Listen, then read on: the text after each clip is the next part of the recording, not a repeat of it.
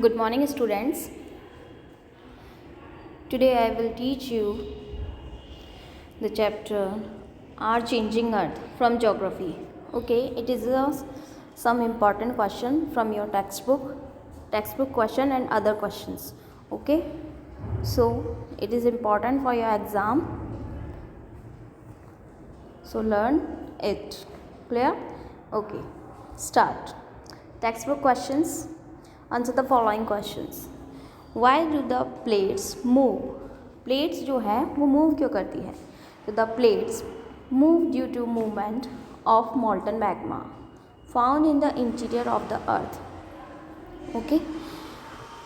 Why do the plates move? Plates जो है वो इसलिए move करती है क्योंकि अर्थ के अंदर, ठीक है ना, जो अर्थ होती है और अर्थ के ऊपर ही जो है क्या है, प्लेट्स है बहुत सारी, और वो मूव करती है इसलिए क्योंकि अंदर मॉल्टन मैग्मा है. मॉल्टन मैग्मा क्या होता है? पिघला हुआ मैग्मा होता है जो मूव करता है अर्थ के अंदर, और जब वो मूव करता है तो उसके साथ साथ जो है उसके ऊपर की जो प्लेट्स है वो भी मूव करती हैं. Clear students? जैसे कि किसी ओशन के अंदर अगर आइसलैंड है ना, आइलैंड है, तो वो आइलैंड जो है मूव करेगा क्योंकि वाटर के ऊपर है, फ्लोट करता है वो. उसी तरीके से मॉल्टन मैग्मा जो है, मॉल्टन मैग्मा के ऊपर फ्लोट करती हैं ये सारी plates. Clear? Okay. Now so answer, the plates move due to the movement of molten magma found in the interior of the earth. Okay, next question. What are exogenic and endogenic forces? What are exogenic and endogenic forces? So answer is the forces that work on the surface of the earth. यानी वो force जो earth surface पे लगता है, ठीक है, बल.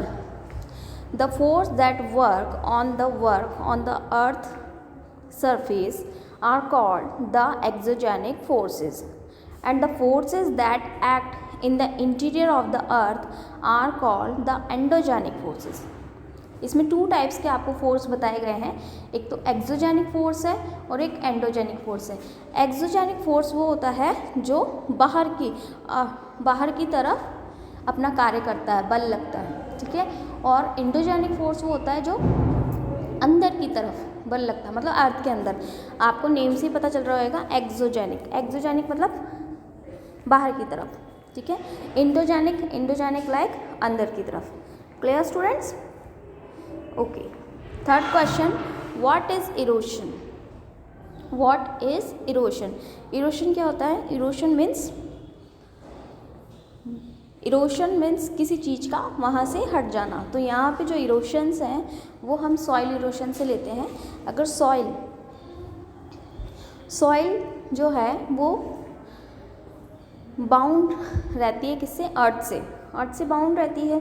लेकिन सॉइल का एक जगह से दूसरी जगह मूव होना, तो वो मूव किस कारण से होती है, ठीक है, तो वो उसके कॉजेज हो जाते हैं, कारण हो जाते हैं. सॉइल इरोशन इस तरीके से होता है. So answer is, it is defined as the wearing away of landscape by different agents like wind, water and etc. Clear students? इसमें जो causes दे रखे हैं इरोशंस के वो दे रखे हैं wind, water etc. ठीक है.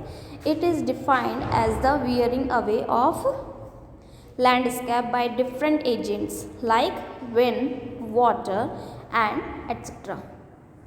Clear? Okay. Next question is, how are flood plains formed? Flood plains means बाढ़ आती है, ठीक है. बाढ़ आ जाने के कारण एक बहुत बड़े मैदान का निर्माण होता है, उसे फ्लड प्लेन्स कहा जाता है, यानी बाढ़ से बना हुआ मैदान. इसके बारे में बताया है. तो how are flood plains form? किस तरीके से ये जो फ्लड प्लेन्स है वो बनता है वो हम पढ़ेंगे. Flood plains are formed by the deposition of fine soil and other materials through flooding of river. Yes, अगर किसी रिवर के अंदर फ्लड मीन्स बाढ़ आ जाती है। बाढ़ आने के कारण क्या होता है, वो रिवर बहुत ओवरफ्लो हो जाती है। ओवरफ्लो होने के कारण वाटर का पानी एक जगह से दूसरी जगह मूव करने लगता है, मतलब उसका डायरेक्शन ही चेंज हो जाता है। तो वाटर ओवरफ्लो हो जाता है। ओवरफ्लो होने के कारण वो अपने साथ बहुत सारे सेडिमेंट्स लाइक मिट्टी, कंकड़, पत्थर, ये सारी चीज़ें बहा के लेके जाती हैं। और जहाँ पे इसका फ्लो डाउन होता है रिवर का, ठीक है, जहाँ पे फ्लो करते हुए रिवर जाती है और स्पीड जो है फ्लो की वो डाउन होती है, वहीं पे ये सारे सेडिमेंट्स बिछा देती है, ठीक है, जमा कर देती है। तो इसे हम क्या कह रहे हैं, इसे हम कह रहे हैं डिपोजिशन ऑफ सॉइल, ठीक है। डिपॉजिट कर रही है क्या, सॉइल या सैंड, कुछ भी। क्लियर? तो answer is flood plains are formed by the deposition of fine soil and other materials through flooding of river.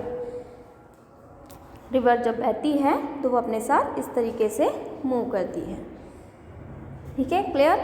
So 3 question also आपको 4 क्वेश्चन आपको लर्न हो गए होंगे। Why do the plates move, plates क्यों move करती है, and what are exogenic and endogenic force. Next question, how are flood plains formed,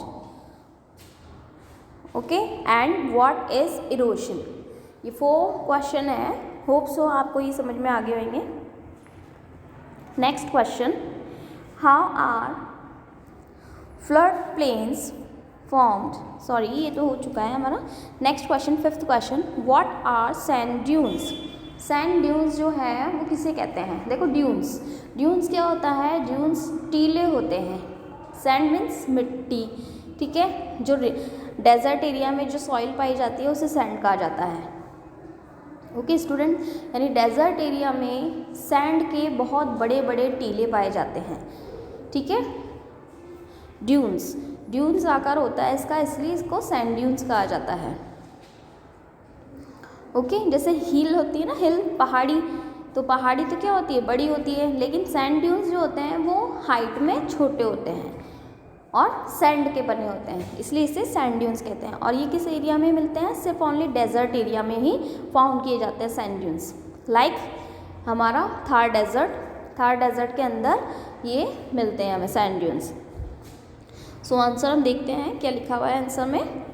these are heaps of sand deposited at a place by the action of wind in the desert area. The sand gets deposited in low hills like structure. Okay, इसमें बताया गया है कि these are the heaps of sand deposition, यानी ये heaps मतलब एक dunes बना हुआ है, वो किसका है, सैंड का बना हुआ है, सैंड के डिपोजिशन से। सैंड एक के बाद जमती ही जाती है तो उसका ड्यून्स बन जाता है। ओके, और ये जो है एक प्लेस से दूसरे प्लेस मूव करती है किसके द्वारा, विंड के द्वारा। अगर किसी सैंड ड्यून्स पे दूसरी लेयर आके बिछ गई है तो क्यों, किसके द्वारा, किसी ने और ने बिछाया उसे, नो, वो विंड मतलब पवन, हवा के कारण वो जो है वहाँ पे आके जम जाती है उसके ऊपर। ओके, तो ये ऐसा कहाँ होता है, सिर्फ डेजर्ट एरिया में होता है, क्योंकि डेजर्ट एरिया में बहुत तेज़ विंड चलती है और इतनी स्पीड से विंड चलती है कि पूरा की पूरा सैंड ड्यून्स उठ के दूसरी जगह मूव हो जाता है। अगर आप कभी जैसलमेर गए हो, ठीक है, तो जैसलमेर के धोरे, ठीक है, रेगिस्तान के धोरे वो फेमस है सैंड ड्यून्स के लिए। Okay, the sand gets deposited in low hills like structure. जो सैंड ड्यून्स जो डिपॉजिट होता है उसका स्ट्रक्चर कैसा होता है, हील्स की तरह होता है, heels like structure. Okay students, hope so ये आपको भी अच्छे से समझ में आ गया होगा अभी। Now next question, how are beaches formed. Beach जो है वो किस तरीके से बनाए जाते हैं, how are beaches formed. A beach is coastal landform formed when the sea waves deposited sediments along the sea shore. Okay, just like imagine कीजिए कि आप बीच पे हैं। बीच मतलब समुद्र का जो किनारा होता है, ठीक है, ओशियंस, सी शोर, उसके बारे में हम कहेंगे। सी शोर जो होता है वहाँ पे आप बैठे हो और वाटर की जो वेव्स है वो अपने साथ बहुत सारे सेडिमेंट्स लेके आती है और सी शोर पे डिपॉजिट कर देती है, ठीक है। जैसे कि प्लेन्स एरिया है वो किस तरीके से बनता है, रिवर के थ्रू। हमने देखा था कि रिवर के थ्रू जो है वो सेडिमेंट्स लेके आती है और फ्लड प्लेन्स बन जाता है, बाढ़ का मैदान, ओके। और अभी हम जो पढ़ रहे हैं वो है बीच। बीच जो है वो सी शोर्स पे बनता है। सी शोर्स का मतलब होता है समुद्र का किनारा, समुद्र के किनारे पर बनता है ये, okay. A beach is a coastal landforms. Beach जो है वो क्या है, कोस्टल लैंडफॉर्म्स है। कोस्टल एरिया वही होगा जहाँ पे क्या होगा, समुद्र होगा, सी होगा, ओशियन होगा, ठीक है, वो कोस्टल एरिया होगा। जैसे इंडिया का सदर्न पार्ट जो है वो क्या कहलाता है, कोस्टल एरिया कहलाता है। Western coastal area and eastern coastal area ये कहते हैं ना, यस, तो वही है। तो वो अपने साथ जो सी वेव्स होती है वो अपने साथ डिपॉजिट करती जाती है सेडिमेंट्स अलोंग द सी शोर। सी शोर मतलब समुद्र के किनारे पर। Clear students? सो आंसर एक बार फिर से देख लीजिए। A beach is coastal landforms formed when the sea waves deposit sediments along the sea shore. Clear? Okay. Next question. What are oxbow lake? Oxbow lake क्या होती है, ये पूछा गया आपसे। What are oxbow lake? It is a U-shaped water body. Oxbow lake जो होती है उसका शेप कैसा होता है, यू की तरह होता है। यू, अल्फ़ाबेटिकल यू जो होता है उसकी तरह होता है। It is a U shaped water body formed when a wide meander is cut off from the main stream of a river to create a cut off lake. Yes, जैसे कोई main river होती है, main river का जो एक किनारा है वो कट हो जाता है और कट होके वो बिल्कुल अलग हो जाता है उस रिवर से, तो वो एक रिवर मतलब लेक बन जाती है वो, ठीक है। और वो जो कट होता है एरिया वो यू के शेप में होता है, इसलिए इसे ऑक्सबो लेक कहा जाता है और उसका शेप क्या होता है, यू होता है ऑक्सबो लेक का। तो हमें ये भी पता चल गया है कि ऑक्सबो लेक किसे कहते हैं, जो मेन रिवर होती है उसका जो मेंडर होता है, वाइड मेंडर बन जाता है, वो कट हो जाता है उससे लेक बन जाती है, कट ऑफ लेक, ठीक है। और उसका शेप कैसा होता है, यू। Clear students? उसका शेप किस टाइप का होता है, यू टाइप का। Yes, now so this 7 question is important for your exam और it is your text book questions. Clear students? Next question is tick the correct answer. Which is not an erosional features of sea waves? यह हमें आपको बताना है। Which is not an erosional features of sea waves? यानी सी waves जो है उसका इरोशनल features कौन सा नहीं है, क्लिफ, बीच या सी वेव्स। तो इसका आंसर क्या आएगा, सी वेव्स। आंसर ही इसका क्या है फिर, सी वेव्स। सी वेव्स से नहीं है, okay. The depositional features of a glacier. Yes, जो ग्लेशियर है उसका क्या फीचर्स है, मतलब डिपोजिशनल फीचर्स क्या है, flood plains, beach and moraine. So answer is moraine है। इस पीडीएफ में आपको देखो आंसर भी मिल जाएंगे, नीचे ये लिखे हुए हैं आंसर। क्लियर दिख रहा है आपको? फर्स्ट का सी ऑप्शंस है एंड सेकंड का भी आपको सी ऑप्शंस दिया गया है। Now which is caused by the sudden movement of the earth. Sudden movement यानी अचानक से हलचल हो जाती है अर्थ में, तो उसे हम क्या कहते हैं, तो उसे हमें पता ही है वो क्या कहलाएगा, वॉल्केनो। क्या कहलाएगा वो? वॉल्केनो कहलाएगा। बट इसमें आंसर क्या दे रखा है? बी। ओहो, folding. Yes yes yes, right. Volcano नहीं है, फोल्डिंग ही है। जब फोल्डिंग यानी जो दो प्लेट्स होती है, दो प्लेट्स जब आपस में भिड़ती है, ठीक है, टकरा जाती है, तो टकराने के कारण जो है वो फोल्ड हो जाती है, फोल्डिंग। और जैसे वो फोल्ड होता है, झटका लगता है, तो अचानक से सडन मूवमेंट होता है अर्थ में। तो यस, फोल्डिंग राइट आंसर है। Okay, next, mushroom rock are found in. Mushroom type की जो रॉक होती है, मशरूम आपने देखी होगी, ठीक है, तो मशरूम टाइप की जो रॉक है वो कहाँ पे पाई जाती है, उसके बारे में पूछा गया है। So mushroom rock are found in desert area. Okay, तो मशरूम रॉक जो है वो डेजर्ट एरिया में पाई जाती है। Clear students? Yes. Next question, oxbow lake are found in. अब ऑक्सबो लेक का ये भी हमने पढ़ा था, तो ऑक्सबो लेक किससे रिलेटेड हो सकती है? ग्लेशियर से, डेजर्ट से, या रिवर वैली से? यस, हमने यही पढ़ा था कि मेन रिवर जो है उसके मेंडर को काट देती है और एक लेक बन जाती है अलग से, तो रिवर से रिलेटेड है ये। तो answer is river valley. Clear students? क्या आंसर है इसका? River valley. Okay, yes. So again I repeated this question, which is not an erosional features of sea waves. Right answer is sea waves. C. The depositional features of a glacier is moraine, which is caused by the sudden movement of the earth. It is called folding. Mushroom rock are found in, mushroom rock जो है वो found होती है desert area में। Oxbow lake are found in river valleys. Clear? Okay, now next is match the following. Match the following आपको match करने हैं। One side is A block and second side is B block. Okay, इसमें 1 to 6 number दे रखे हैं और एक other side A to F alphabets आपको show हो रहे हैं। तो इसमें आपको मैच करना है कि ग्लेशियर किससे मैच होगा?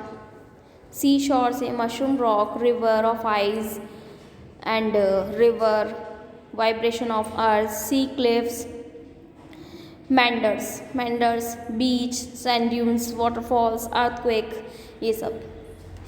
तो ये आप, अगर आपको ये लेसन समझ में आ गया है तो आप अच्छे से समझ सकते हैं इसको। जैसे ग्लेशियर किससे होगा? सी शोर से कोई रिलेशन नहीं है ग्लेशियर का, मशरूम रॉक से भी नहीं, मशरूम रॉक डेजर्ट एरिया में मिलती है।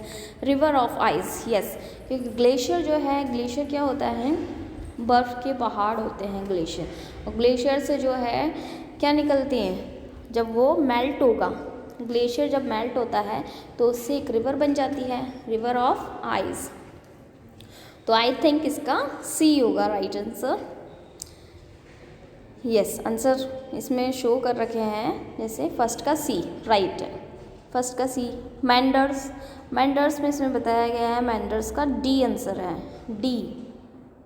Yes, D means river. Yes, river में ही मेंडर्स होते हैं। बीच जो है सी शोर से रिलेटेड है, तो ए होना चाहिए इसका आंसर, राइट ए है।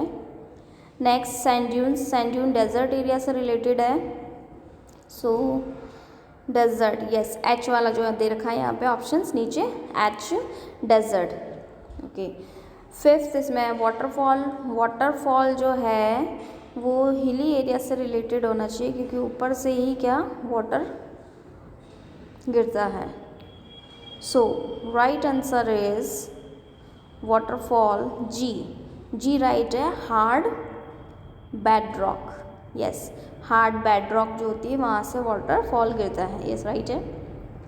अर्थक्वेक से क्या होता है? वाइब्रेशन ऑफ अर्थ, वाइब्रेशन होता है अर्थ के अंदर, तो इसका आंसर ई होना चाहिए। Yes, E is a right answer. Clear students? तो होप सो आपको ये सब समझ में आ गए होंगे। ग्लेशियर है river of ice.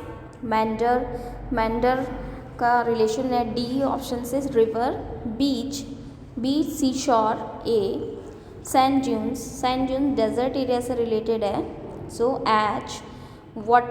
Sand dunes, waterfall hard bedrock, and earthquake vibration of the earth. Clear students? Yes, okay. ये अभी इसी वक्त लर्न हो जानी चाहिए। ओके, नेक्स्ट क्वेश्चन इसमें दे रखे हैं, गिव रीज़न वाले। Some rock have a shape of mushroom. ठीक है, सम रॉक यानी कुछ रॉक्स ऐसी होती हैं, चट्टानें ऐसी होती है जिसका शेप कैसा होता है, मशरूम की तरह होता है, उसके बारे में इसमें एक्सप्लेन किया गया है। ओके स्टूडेंट्स, तो हम ये देख लेते हैं। Yes, it is because the wind Erode the lower section. Yes, जब विंड चलती है तो विंड क्या करती है, इरोड करती है। इरोड मतलब इरोशन करती है। तो इरोशन वो कहाँ करती है, अपर पार्ट पे वो नहीं करती है, वो लोअर पार्ट पे इरोशंस, लोअर सेक्शन पे इरोशंस का काम करती है विंड ऑफ द रॉक के। More than the upper part, thus more than the upper part की तुलना में वो जो लोअर पार्ट है उस पर ज़्यादा इरोशंस होता है, इरोड करती है। Thus the rock take the form of a mushroom. इस कारण से रॉक जो है उसका शेप कैसा हो जाता है, मशरूम हो जाता है। With a narrower base and wider top, जिसका बेस मतलब नीचे का हिस्सा तो कैसा होता है, नैरोवर मीन्स होता है सिकड़ा हुआ, है ना। एंड उसका जो टॉप होता है वो वाइडर होता है, वाइडर मतलब चौड़ा। ठीक है, तो आप देखिए मशरूम भी अगर आपने देखी होगी तो लाइक अ अम्ब्रेला की तरह हमें दिखती है मशरूम। ठीक है, तो ये जो रॉक है, मशरूम शेप की रॉक, ये भी इसी तरीके से दिखती है। इसका ऊपरी हिस्सा जो है वो बड़ा वाइड होता है एंड बॉटम का हिस्सा जो है वो नैरोअर होता है। Clear students? So easy answer है। It is because the whites erode the lower section of the rock more than the upper part, thus the rock take the form of a mushroom with a narrower base and wider top. Okay. Next question. Flood plains are very fertile. अब ये जो अभी हमने देखा था कि flood plains मतलब ये है कि रिवर के अंदर फ्लड आ जाती है। फ्लड आने के कारण बहुत सारे सेडिमेंट्स जो हैं वो जमा हो जाते हैं जहाँ पे रिवर का फ्लो डाउन होता है उस एरिया पे, तो वहाँ पे रिवर एरिया मतलब रिवर प्लेन्स बन जाता है, फ्लड प्लेन्स बन जाता है। अब ये पूछा गया है कि फ्लड प्लेन जो है बहुत फर्टाइल होता है, वाई, क्यों, ये पूछा गया है, कैसे होता है वो fertile. So answer is, it is because the river in their lower course carry huge quantities of fine silt and other materials called sediments. Yes, river जो है अपने साथ बहुत सारे सेडिमेंट्स जो है बहा कर लेके आती है, और जो सेडिमेंट्स लेके आती है वो ह्यूज क्वांटिटीज़, बहुत ज़्यादा क्वांटिटी में होते हैं। ठीक है, जैसे उसमें बहुत मटीरियल मिक्स होता है, जैसे silt and other materials. During the flood these sediments are spread over the adjust area. Yes, और ड्यूरिंग द फ्लड के समय ये जो है चारों तरफ फैल जाता है। ठीक है, एरिया के। A layer of sediment deposited in the plains area form a flat fertile flood plains. और यही जो सेडिमेंट्स है ये चारों तरफ बिछ जाता है, और बिछ जाने के कारण क्या होता है, इससे एक मैदान बन जाता है, और ये मैदान जो है बहुत ही फर्टाइल होता है क्योंकि ये अपने साथ बहुत सारे सेडिमेंट्स लेके आता है, मतलब मिनरल्स होते हैं उसमें। जो सॉइल होती है उसमें बहुत ही इम्पॉर्टेंट मिनरल्स होते हैं, और वो मिनरल्स जो हैं हमारे एग्रीकल्चर फील्ड के अंदर बहुत वैल्यूएबल होते हैं। ओके, और वो सॉइल में मिक्स होते हैं, और हम एग्रीकल्चर का काम सॉइल के थ्रू ही करते हैं, आपको पता है। तो सॉइल जो है वो फर्टाइल होगी तो हमारी क्रॉप्स भी फर्टाइल होगी, जल्दी से ग्रो करेगी। Okay students, clear? Okay, next question. Sea caves are turn into stacks. The erosion breaks the roof of the caves and only walls remain. These are called the stacks. Yes, जो erosion होता है वो क्या करता है, break the roof of the caves. Yes, roof जो है caves का वो ब्रेक कर देता है। ओनली वॉल्स रिमेन, सिर्फ वॉल रह जाती है। ठीक है, तो दीज आर कॉल्ड द स्टक्स, उसे स्टक्स कहा जाता है। ओके स्टूडेंट, आपके बुक के अंदर पिक्चर दे रखा है, उस पिक्चर में आप देखिएगा कि आपको दिख जाएगा कि ऊपर का रूफ जो है वो ब्रेक हो जाता है, टूट जाता है, ठीक है। बस ओनली वॉल्स है, तो उस एरिया को हम क्या कह रहे हैं, स्टैक्स कह रहे हैं। Clear? Yes. Now next question is buildings collapse due to earthquake. Buildings जो है कोलैप्स ड्यू टू अर्थक्वेक, जब भी अर्थक्वेक आता है तो बिल्डिंग्स जो है वो डैमेज क्यों हो जाती है, ठीक है। This is because the building are not always capable for resisting the vibration of the earthquake. They fall due to shallow foundation and collapse. Yes, जब अर्थ में ही वाइब्रेशन होता है तो अर्थ में वाइब्रेशन होने के कारण जो है वो इतनी कैपेबल नहीं होती है कि वो उस पर खड़ी रह सके, ठीक है ना, बिल्डिंग्स।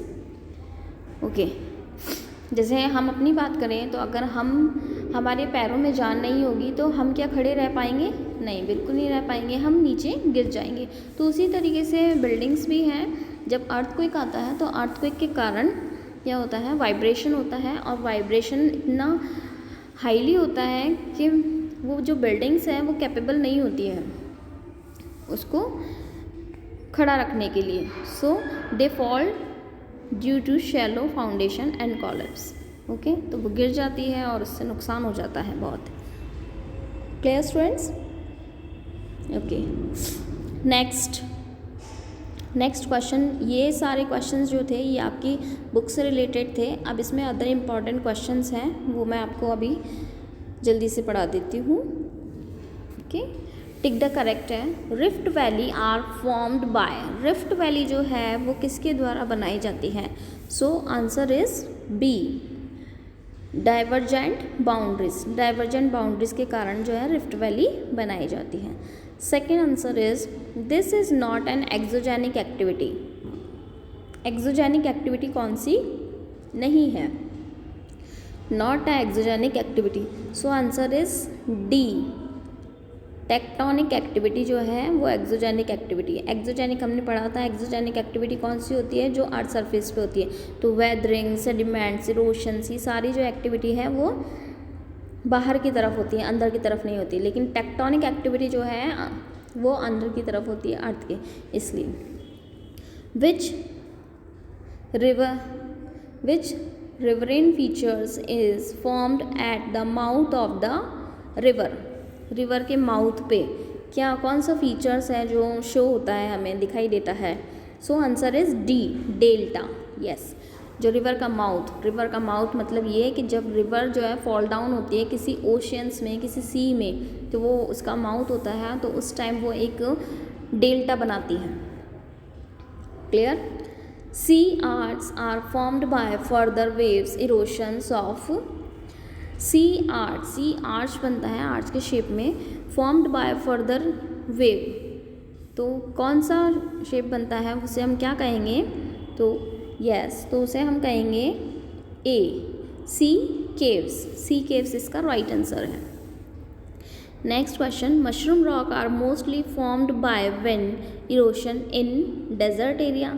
यस, अभी हमने देखा ये मशरूम रॉक जो है वो डेजर्ट एरिया में क्या करती हैं, पाई जाती है, ठीक है। Formed by wind erosion in desert area में। Clear students?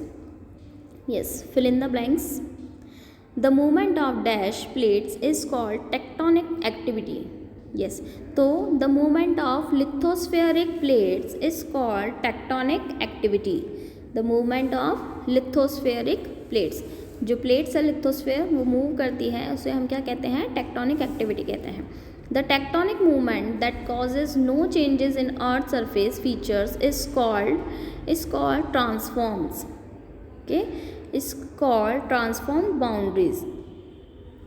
Okay, next, when an earthquake has its epicenter at ocean floor, it causes tsunami. Yes, जब epicenter बनता है ओशियंस के अंदर तो क्या आता है? सुनामी आता है, यानी अर्थक्वेक आ रहा है। अर्थक्वेक का एपिसेंटर जो ओशंस में है, ओशन फ्लोर में है, तो उससे ओशन में आता है तो उसे सुनामी कहते हैं। Clear? It causes tsunami. Next question, dash zones add new materials to the continent. So subduction. Answer is subduction zones add new material to the continents. Last question for fill in the blanks. The soil and rock debris moving along with a glacier is called glacial moraine. Okay, the soil and rock debris moving along the glacier is called glacial moraine. Clear? Hope so students, यहाँ तक आप अच्छे से इस video को पढ़िएगा और जो भी क्वेश्चंस इसमें दे रखे हैं वो अच्छे से लर्न कीजिएगा. Clear students? It is important questions. Okay, thank you all of you.